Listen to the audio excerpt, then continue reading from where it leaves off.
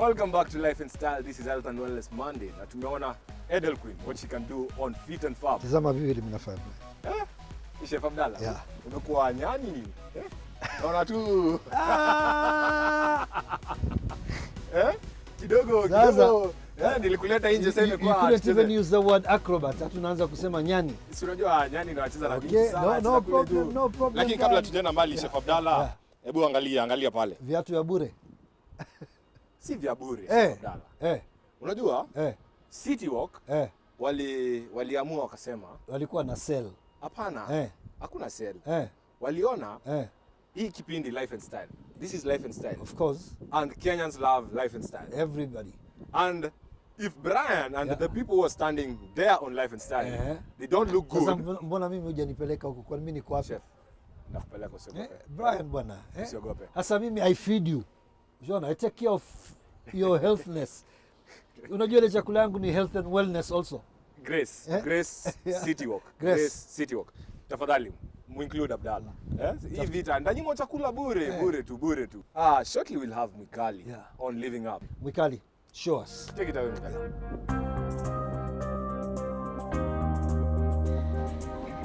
Hi guys. This is Living Up Health and Wellness Monday. I'm up 6 flights of stairs. Super tired. We're to Istanbul. We're here to see Bom Ziggy, African Superman, and we're still talking about addictions. And we all know that Bom Ziggy went through that for a while, went through rehab, in and out, and finally, he's been clean for a couple of years. So we're going to be looking at his life, what led him to that kind of lifestyle, and how did he get out, and how long has he been clean? Let's talk to him. Yay! Karibu. Asante sana, good to see you. Another one for good measure. Oh yeah, thank you. Sasa? Yeah, Nzuri sana, what are you doing? Looks like you're busy over here. Working in the studio. Oh yeah? Preparing music for you guys. Oh really? Yeah. Asante sana. Asante sana. How's the trip? Yeah, the flight up the stairs had to take a breather. Good exercise. 6 flights up. I'm used to it, you see. Okay, well, yeah, I can see. Yeah, African Superman. Thank you so much for having us, Bamzigi. Thanks for having me, dear. Absolutely stoked, starstruck, all of those things put together. Oh, stop. Oh, come on, don't be modest. Yeah, you know, we grew up listening to your music, of course, and now meeting you in person and knowing that we worked the same place a couple of years back. Yeah. And you were working actually with my boss then. Well, later she became my boss. You were just colleagues then. Yeah, that's my first radio job, actually. Yes. And she wasn't married then. She wasn't. And we had a lot of fun. She's the one actually who kind of trained me, you know, because when you enter radio or any job, you have someone who's supposed to take care of you, train you what you're supposed to do. She's the one who trained me into all that. It was really fun. She was really good people. Yeah, and then mixing Big shout that. out, Maureen. Okay, Maureen Mambo. There you go. Salams ndo hizo. I need to look into your roots. Yeah. Okay. Oh, probably didn't say anything bad about me. Okay, so radio, music, and then, well, this is Living Up. First of all, welcome to Living Up, Health and Wellness Monday. And this particular month, we've been talking about addictions. And we chose to talk to you because this is an industry that is very diverse and people are free spirits and move with the waves sometimes. And we think you're the right person to actually tell them, you know what, I did this, is that you cannot go through it. Yes, that's one of the things I'm actually proud of. That's what I'm doing right now, awareness. Yes. I don't want people to, like I was saying earlier, step on the potholes I stepped on my road to wherever I am right now, you know what I mean, on my journey. What were you really addicted to? My history with drugs was I started at a very early age. Let's say when I was about 15, you know. We call this a gateway drug, which is bangi, marijuana. Yeah. They call it a gateway drug, as in it's the drug. That's the one that opened the door for exactly, for everything. At that time, I didn't know, you know what I mean? And I used to mess around with it a little bit, you know, like an artist, because I do music, and you know how they always, marijuana is in direct relation into making music or writing lyrics, that kind of thing. Gets you in that state that you're very creative. Exactly. Yeah. And the funny thing, at that time, I was very conscious, you know, because I also used to listen to reggae a lot, and I was very conscious. I'm a conscious person. I don't take that funny drugs that other people take, processed drugs like cigarettes. The hub. Exactly. And I wish I stayed thinking like that. Anyway, so I was only a guy of beer, maybe a little alcohol, and the marijuana. And then once at that age, I tried other things. I tasted other things because I was always I was a go-getter. Like I have to try something once. That's I want to live life. So I tried a little of cocaine, ecstasy. You know, I always just try something once. But it's only later that when I tried heroin once, and this is much later after after getting into music and all that, right? Okay. And I tried it and I didn't like it because it was depressant. Those are the kind of drugs that, like alcohol, you take and you black out, or And there's others like cocaine, which are stimulants, where you get all jacked up. Emotionally, something happened to me. I remember I was fighting with my girlfriend at one time, and I can't remember. It's a funny thing. I can't remember what we were arguing about. But the way I was feeling right now, I needed that kind of depressant feeling, that feeling, and I'm looking for this thing.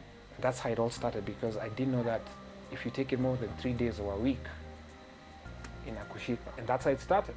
And I lied to myself, oh, this thing is 150 bob, come on. And I only take one a day. Aye, that's nothing, And that's how it starts. I'm wondering, how was work? Now you got hooked, then you have to work, you have music. You were a student then, were you? Yeah, no, I just come back from Malaysia. I was studying media, and I came back. And all this time, by then, I was doing drugs, but I never got addicted to anything. Okay. I was a casual user of cocaine, ecstasy, beer, alcohol, that kind of thing, weed. But after I came back to Kenya, and I just dropped the first album I'd done, solo album, like a year before that, And then when I started doing drugs, slowly you start losing interest in anything, because now I used to be what they call a functioning addict. You're an addict, but you wake up in the morning, you pay your bills, you go to work, all that thing. I had a girlfriend, we were planning to get married, that kind of thing. Everything was going well until it starts taking over your life, pole. You know what I mean? Yeah. It's never enough. Your salary comes and all of a sudden, and then the worst thing is, this is what happened. I started mixing drugs together. I used to use heroin and cocaine at the same time. And this is very expensive, because like a gram of cocaine at that time was about 4,000 bob. For a gram? A gram, so you can imagine. And then now and how long will the high last? A hit of cocaine is like what? Lasts a few minutes. The most is 10 minutes, then you want another one. And that's the thing about cocaine, you always want more, you always want more. The thing is over, you start looking for the powder. Has anything dropped when I was using that kind of thing? It's crazy. That must have been really something. But at the moment, you did not understand it as a person. So you were just looking for more and more and more. At what point did you get to? I was in denial. I understood everything. I won't lie to you that I didn't know what I was doing. Oh, okay. I knew that I was hooked, but I was in denial, And it's funny, because I knew that I needed to get help, but I wasn't ready. I was too scared to confront. I tried to do it myself. I didn't want my people to know. I didn't want anybody to know. I didn't want my girlfriend to know. I didn't want my parents to know. I didn't want my close friends to know. I tried everything by myself. But you cannot do this by yourself. That's another thing. You cannot do this by yourself. I needed support. You know what I mean? Yeah. I went to the doctor, everything. Tried it by myself. I went to Avenue. I took detox. That's another thing. You take detox. You can get out of your system. I took leave for like a week or something from work. I go to the hospital, and they put me, that time there's this drug called methadone. It hadn't reached here yet. It's for heroin addicts. But now what they used to do, they used to put me to sleep. They put me something put me to sleep so that I don't feel agitated. Okay. And in 3 days, the drug passes through your system, So I wake up, the Monday comes and I'm good. But what I didn't know, psychologically, it's in your head as well. Yeah. Your body can get rid of all the symptoms, but your mind is still in that, you have messed up my mind. Detox only, for the drug to get out of your system, it takes a week. 2 weeks tops. And you're not feeling that feeling anymore. You're not feeling of you wake up, you have to use something. Yeah. But now it's the mind. You have to work on it. And that's why people need therapy, and you need rehab, and you need training and all that stuff, Okay. And no one knew. I was a good actor. No one knew. When I admitted it to my family, they were in shock. As in, they didn't know. They knew there was something wrong. Yeah. They knew there was something disturbing me. Maybe I was stressed. Maybe I was overworking myself or whatever. But they didn't know what it was. Your brothers? No one. Nobody. So when you got to the point where you wanted to tell them, what brought you to that point? There was a time, like I said, I was in denial. For a long time, I wanted to get help. But there's a time, I used to wake up at around 1. Every time I used to wake up at around 1 in the afternoon. I used to work at night, right? Yeah. I used to wake up around 1. And the thing that used to wake me up is, we call it tachy. Now they withdraw. Your body's sweating, you're sweating, but you're feeling cold.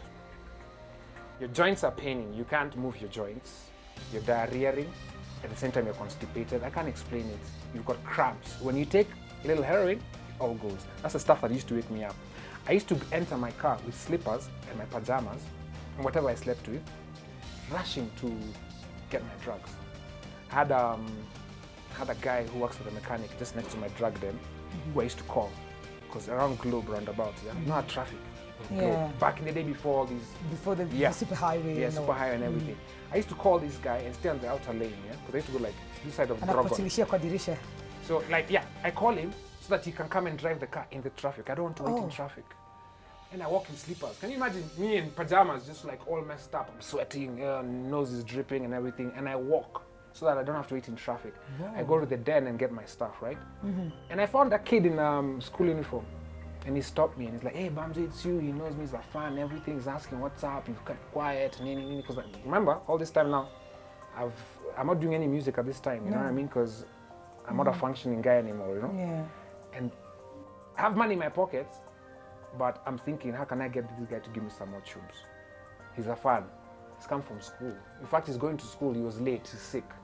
I'm asking him for tunes. He's telling me I don't have money, but I'm such a big fan. This is what I have. I was going to buy lunch with this thing. Imagine. And me, I feel nothing. No guilt. I took that 200 from him so I can add more to my stash. And that's the thing. After I got high, I went home. Actually, I've never said this. I went home, I was in tears, like crying all the way home, thinking about it. Like, what have I done? I've gotten to that level. Yeah. You know what I mean? And that day I didn't go to work. I called it in and I told my folks, because I had to wait for them to come back home. Yeah. You know? And that's when, I told them I needed help. And that's my journey now to recovery. That's where it started. And it wasn't easy, because from that point to where I recovered, it took almost 2 years, two and something years for me to complete. How long ago was that? 2009 is when I got secured, because addiction is a lifelong thing. Yeah. 2009 is when I came to grasp with my, I controlled my addiction in 2009. So 2007 I think is when I told you, know what I mean? Yeah. Maybe a bit earlier than that, because it's 2 years and something. Going in and out of rehab, running away from rehab, relapsing, they say relapsing is part of recovery. Yeah, it is. And my mom at that time didn't understand. A lot of people didn't understand. Why can't you just stop? Yeah. Only till I went to the last rehab I went to that I even understood that addiction is a disease. It's like cancer. You don't will yourself. You don't will yourself, or no, you have to get cured. Yeah, you have to. My mom actually went and studied addiction after that. She did? Yeah, she's a counselor now. She's fully certified counselor in addiction, just to understand what I was going through. Because even her, she didn't understand. Until now, she came to rehab, and I love this rehab. Because what you used to do is have sessions. That's one of the things that like when you're watching a movie, you put in a circle in movies you watch, and you're given something like a bottle, and it's your time to talk. Hi, my name is Bamzigi, and I'm an addict. Hi, Bamzigi, that kind of thing. Yes. I used to hate that because it's about feelings and talking about your feelings. You were not all about feelings. Yeah. And by then, that's the thing that cured me. Getting in touch with your emotions. Yes. Talking about stuff. Once you learn, and it's easy. It's like riding a bike or writing music or whatever. Once you start, you don't want to stop. That's the thing that helped me. And then I used to have family sessions. You have group sessions with the addicts in the rehab, and then individually you have sessions with your counselor. And then once a month, they call your family and you have sessions, you, your family, and your counselor. How was that? How was that with your family? Very hard, very hard. But that's the thing that saved me. Okay. That's the thing that made me everything. Because the counselor made the family understand what I'm going through and what this disease is. And it made me understand what my family is going through.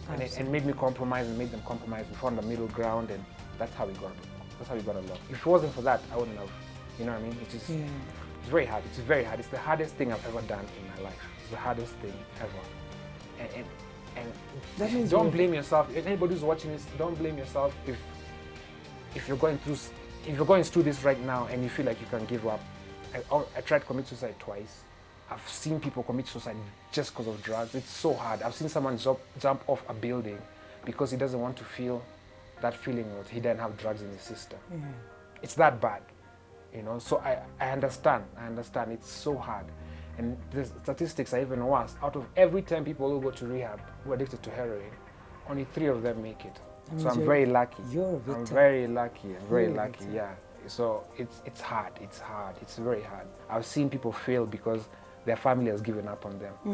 I've tried everything, I've taken him to the best doctors, he steals from me, he does what, Achana and I have given up, what's a kufe huko? You know, that kind of thing. Yeah. It's the worst thing.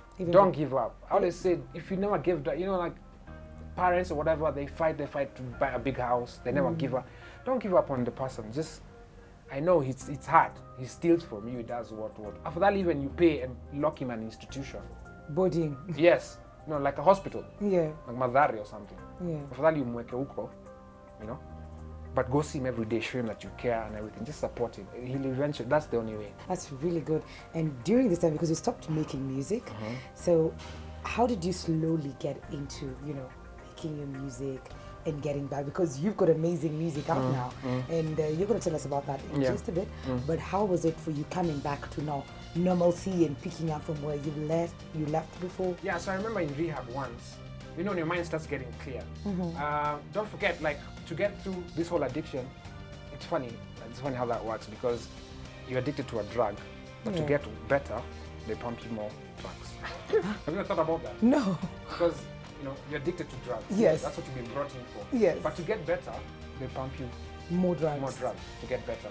And then, usually, by the way, someone who gets addicted to something has a hidden, you know, let me say, disorder behind that. You know what I mean? There's usually something. Either he's bipolar, or he's got, like me, I have ADHD, attention deficit hyperactive disorder. There's always something behind it. You know what I mean? So they treat you for that.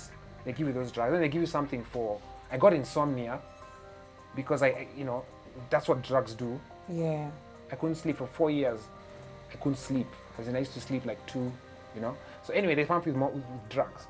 So when I started getting better, like almost time to leave the rehab, so you know, they lessen the drugs on you, and then your mind starts getting clear. So during the day, instead of sleeping, I was awake. And I remember walking down and up the hallway and everything, because basically it's like you're in jail somewhere, you know what I mean? Because you can't leave this place, yeah? I used to do laps to kill time. And I used to think about music. Oh my God, like, oh, the ideas in my head. I want to do this, I want to do that. I'm going to mix all the genres that I love listening to and come up with something Kenyan, you know, that no one else has ever had before. And that was the beginning of how I'm going to get back, by thinking about it inside rehab. And then that hunger came back, and support, obviously, for my people. Okay. When I got out, I decided I'm going to open a studio. That's how, raising money, pole pole. I wasn't trying to be selfish. I was trying to do something for me for the first time. That's very important. It's very important to do something. But now I'm back. I'm doing more stuff that's more Kenyan for my fans like you. Absolutely. Yeah. So 2017, what are we looking forward to in terms of music? Are you dating? No. That's another thing. You see, like, when I got into the whole drugs thing, I was seeing someone at that time. Yeah. It was a like a good relationship, a long-time relationship. We're actually going to get married. That's the plan. But she couldn't take it, and I don't blame her for it. You know, she left. And since then, I've not been stable when it comes to relationship. I want to be sure. You know what I mean? Like, emotionally, like I said, addiction is an emotional disease. It really is. It's really an emotional disease. Usually addicts become addicts because they have problems emotionally, you know what I mean? So I want to make sure before taking up that kind of responsibility, I'm 100%, which I am this year though. I'm looking to get into it, but I'm not in a rush. If it happens, it happens, you know. But you're open to it? I'm open Single to it. and searching. Yes, exactly. Oh, okay. So Juicy. that, music. Yes. I opened up my studio, 3050 Music. I want to start producing more. And I've actually dropping singles. I've opened a Mdundo account so that you guys, fans, like, people have been looking for those old school songs. Yes. And I knew this would pay off one day. I held on to it. Because you could not go on the internet and find my music anywhere. And as we come to the end of this conversation, probably encourage, empower the young people out there getting into the industry, not to take some paths. And of course, because you're talking about addiction, maybe just a word of encouragement. You can use this camera. Okay, now if you want to get into entertainment industry, first of all, one of the things you have to remember is patience. Things won't happen just like that. And that's the thing that frustrates people, because they think, you know, I've done this, why isn't this happening? And then you start using drugs or whatever. Patience, and never give up, and also influence from other artists. Yeah, you know, like, you see someone flossing and they're doing this, drinking bottles. Because nowadays the entertainment scene has become about who's got what, who's got the most money, who's got the most bottles. Don't fall for that. Don't fall for that. Just be yourself. Don't be driven to copy somebody else's style and be driven to impress other people by doing things like taking drugs or drinking champagne to the limit that you can't handle. You know what I mean? Just be yourself and trust in God if you're a religious person, you know, and trust in yourself and do it for the love of music or the love of whatever it is that you want to try to do, radio, TV, whatever. And drugs. Please don't follow my example, my bad example. I'm lucky. Like I said, only 3 people survive out of 10, only 3 people survive. So I don't want you to be one of the 8 or 7 who didn't survive. I've lost a lot of friends in this drug addiction thing, a lot. It's a real disease, and it's expensive to get out of, you know, so please just stay away from it, If you need me to help me, by the way, anytime, just... How can they get in touch? Get in touch with me, Bamzigi, Bom Ziggy, on all social medias. I make it simple, just Bom Ziggy. Twitter, Bom Ziggy, Instagram, Bom Ziggy, Facebook. Write me. Sometimes I may take long to reply. You can imagine I open up my messages and find 100 messages. But I will reply, especially if it's about drugs. I will help you. I'll try and help you. Okay. Yeah, that's all I can say. Thank you so much, Bamzigi. I hope that's enough. African Superman. That's me. That's what's up. So I hope you're seeing through the future now. Yeah, my kryptonite is drugs, but... Oh, yeah? Okay, just for the record and for the viewers out there, how long have you been clean now? I think since about, this is the 8th year, 2009 till now. Absolutely. Yeah. But to be honest, like, there's a time I went clean off everything, because now there's a thing of being clean off everything. Completely. But a few years ago, when I became confident enough, I started dabbling, you know, like, I don't drink, but once in a while, like on a celebratory kind of thing, like Christmas, I'll have a glass or anything like that, you know. So if you see me having a glass sometimes, don't say, oh, it's a mass relapse or something like that. No. Okay. Yeah, but yeah, off my main drug, it's been a few years. Wow, that's really good. Yeah. Congratulations. Thanks. Yeah. I don't like counting anymore. That's like, you know, it makes me overconfident. Overconfidence is bad in this thing. It makes you overconfident. I've been clean 8 years, oh, I can, you know. So I don't count anymore. I pray to God every day that I'm clean today. Perfect. One day at a time. One day at a time. Thank you so much, Bamzigi. Anytime. Thank you for having me. Great. Thank you very much. Okay. I hope you got inspired today by Bamzigi, African Superman story, and I hope you are taking the right paths. We've been talking about addiction for the last week, and we'll be talking about it more in the next couple of weeks. So keep it right here. This has been Living Up with Mwikali. We're taking a very short commercial break. When we come back, we'll have Brian Suma on Beyond the Sport. I care about motorsports in the country. I've been in this field for 15 years and over. And I'm trying to bring up the sport in the country. Also trying to help people, you know, understand that it's not dangerous. It's actually fun. It's like playing pool or golf.